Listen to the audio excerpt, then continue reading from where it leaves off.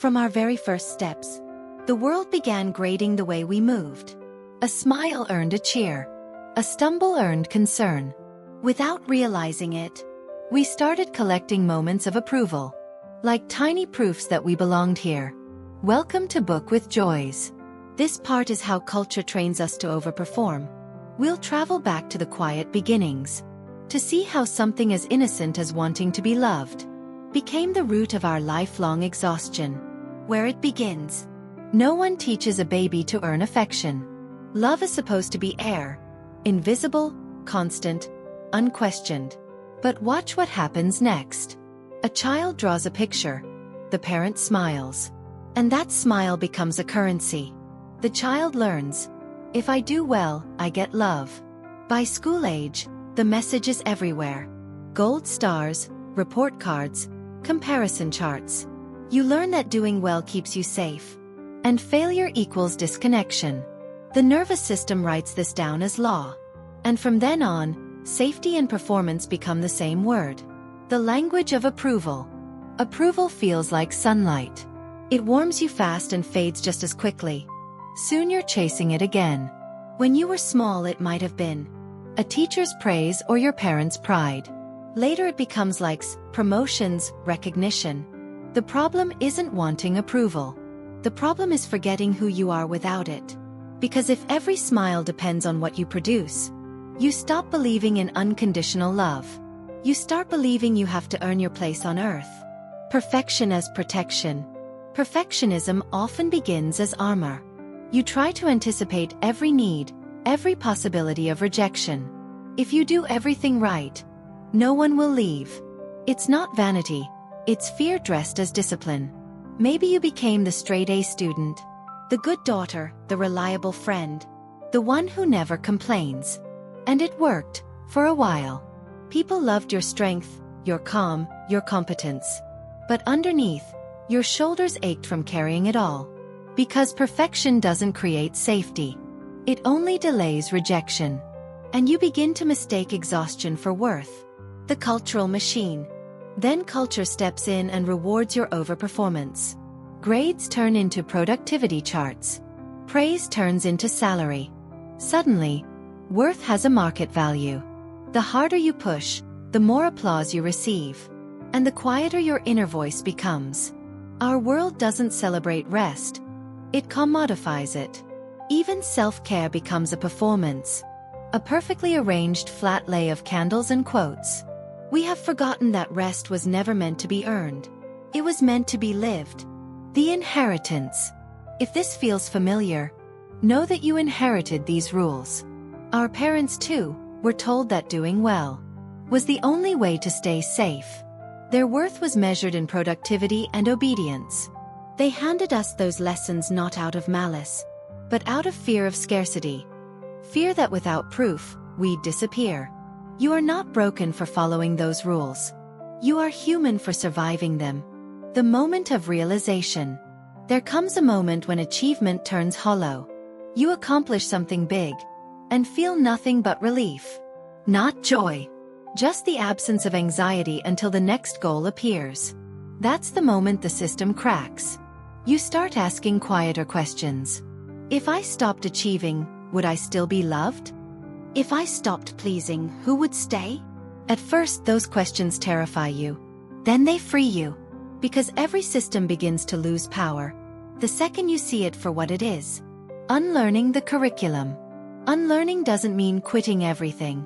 It means moving from proving to presence. It's noticing when you overextend just to feel safe.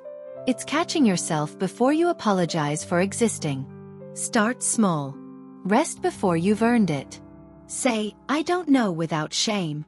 Let silence finish your sentence. Each act of slowing down is rebellion in a culture addicted to acceleration. And each rebellion brings you closer to peace. The new lesson. What if the real curriculum was never about doing, but about remembering? Remembering that you were loved before you ever performed. That your value doesn't rise and fall with output. That you can rest and still belong. The world may not clap for that, but your soul will. Part 2. When success becomes survival. the hidden cost of constant proving. There's a point where ambition stops feeling like movement and starts feeling like maintenance. You're not chasing dreams anymore. You're just trying not to collapse. Now we'll talk about what happens when success stops nourishing us and starts consuming us. The performance that never ends. When overperformance becomes normal, you forget where effort ends and identity begins. You wake before dawn, check messages before your pulse. You call exhaustion discipline and anxiety motivation. Everyone praises your drive. No one notices your trembling hands. Because a tired achiever still looks impressive. And that's the trap. The world applauds your collapse as long as it's productive. You learn to hide fatigue behind coffee cups and curated smiles. Inside, your mind hums like an engine that can't shut off. You tell yourself this is what purpose feels like. But purpose shouldn't hurt. The body in alarm mode. Your body knows long before your mind admits it. It whispers through headaches, clenched jaws, restless nights. Every email spike, every new expectation, floods your nervous system with adrenaline. At first it feels powerful, sharp, focused, unstoppable. Then it becomes chronic. The same hormones meant to save you from danger now drip into your veins daily. You're living a slow emergency. Your body can't tell the difference between a tiger and a to-do list. It just knows you never stop running. Anxiety disguised as ambition. The world loves anxiety when it looks like achievement. We glorify the person who gets things done, who never says no, who keeps producing even while unraveling. Inside though, every yes carves a little piece off your peace. You start existing entirely in anticipation. Always responding, never resting. Success becomes less about joy and more about survival. You succeed so you won't disappear. You overdeliver so no one will leave. That's not thriving. It's fear wearing lipstick. The loneliness of success. No one warns you that success can isolate. When people admire your achievements, they stop checking your pulse. You become an idea instead of a person, the reliable one, the strong one. They celebrate the version of you that never breaks, while the real you quietly disappears behind expectation.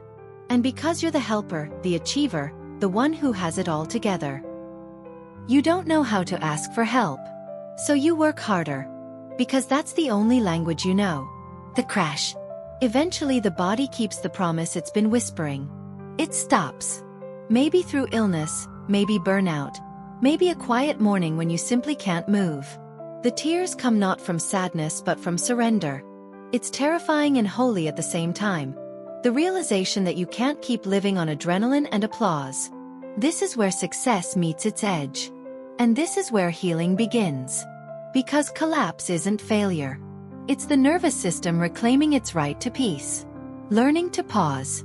When you first stop, silence feels violent. Your brain screams, do something. You feel useless, behind, unproductive. That discomfort is withdrawal. From the addiction to proving. Stay with it. Let the stillness ache. Soon, the noise inside you will settle, and what's left will sound like truth. Rest isn't the opposite of growth. It's the soil it grows from. Without stillness, nothing integrates. You just keep collecting experiences without becoming wiser. Redefining safety.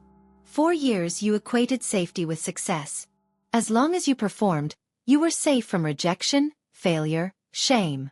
But real safety doesn't live in achievement. It lives in authenticity. It's the quiet knowing that even if everything falls apart, you remain whole. Start asking different questions. What feels true right now? Where does my body soften? What would rest look like if I believed I was enough? Every honest answer rewires your sense of worth. Returning to yourself. You don't have to quit your dreams. You just have to stop abandoning yourself in pursuit of them.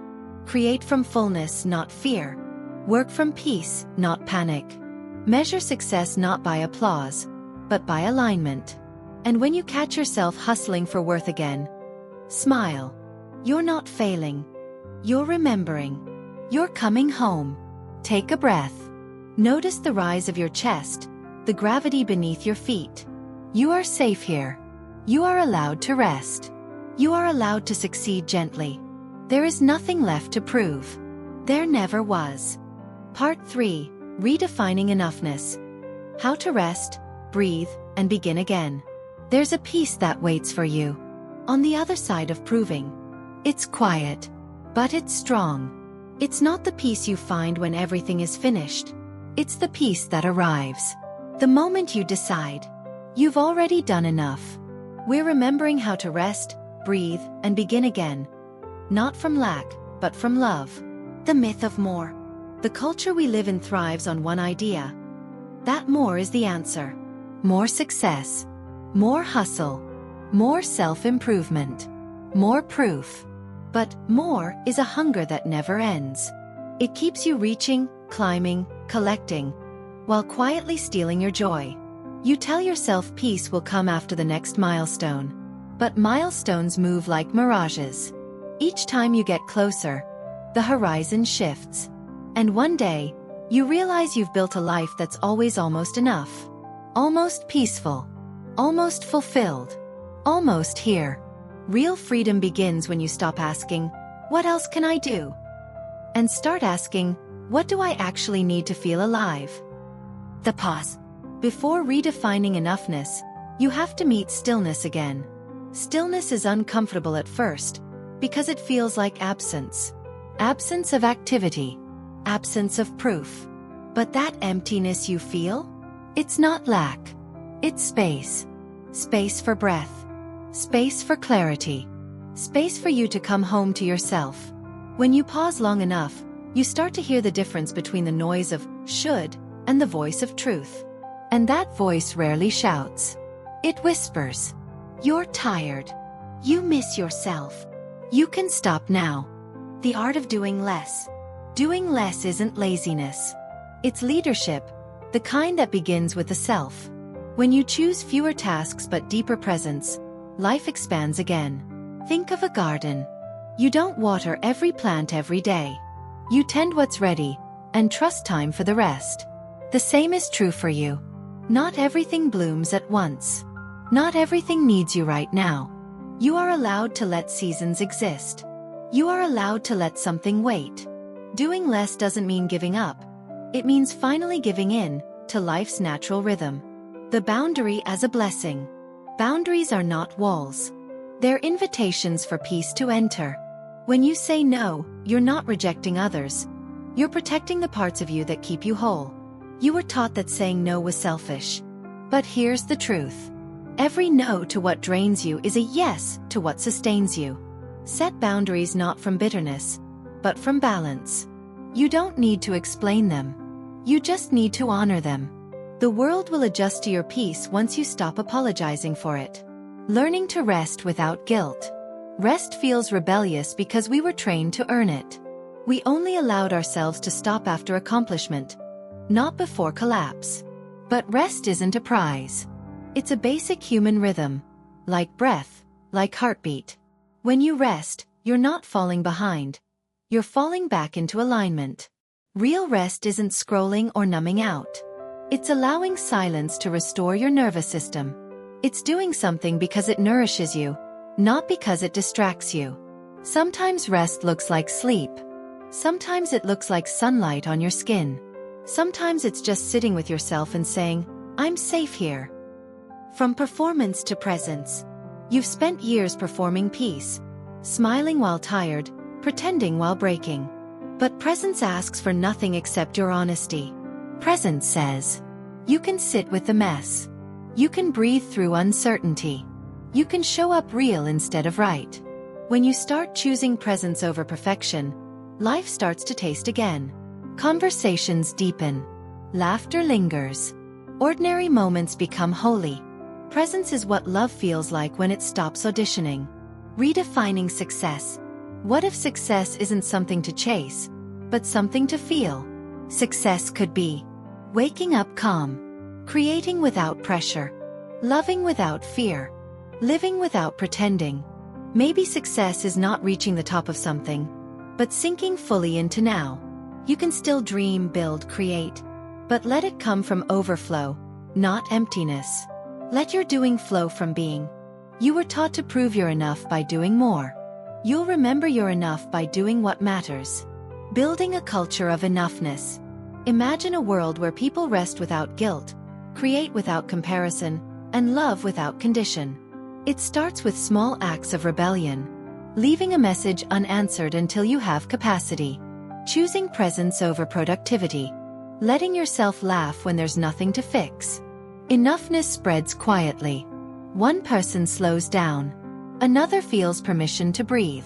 This is how peace becomes contagious. Culture doesn't change from the top. It changes when ordinary people decide to live differently. And maybe that's you. The return home. You've spent so long trying to become someone. But maybe the point was to remember the someone you already are. The child who existed before the rules. Before the chase. Before the world taught her to perform for love. She's still here. Soft. Curious. Waiting. She doesn't want perfection from you. She just wants presence. Every time you rest, she breathes easier. Every time you say no, she feels safe. Every time you whisper, "I'm enough," she finally believes you. Take a breath. Place your hand over your heart. Feel how it beats. Not because you've earned it, but because you're alive. This is the rhythm of enough. It was never lost. Only buried under noise. You don't need to do anything else. Just remember. Thank you for walking through this journey with me. For listening, reflecting, and finding yourself between the words. If your heart feels lighter, there's more waiting for you in my book Permission to Be Enough. A companion for anyone learning to live softly again. Subscribe, like and share for more episodes from Book with Joys. Healing, self-worth, and emotional freedom.